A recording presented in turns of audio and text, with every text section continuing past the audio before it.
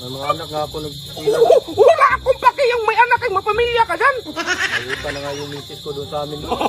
Wala akong pakik may utang. Oh, karma yan sa'yo kaya nang utang ka. So yun guys, may naisip na ako sa mga comment ninyo na i-prank ko yung cameraman ko, no?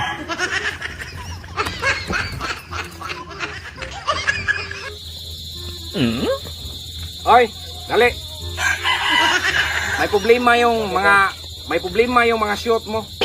Ha? May problema yung mga video mo. Ha? Ano? Ha? Bakit ano? Yung previous video mo, last month, puro pangit. Wala mang isang maganda.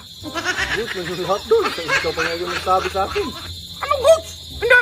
Sinabi ko yun yung nakaraan. Yung nakaraan pa, pero ngayon hindi na.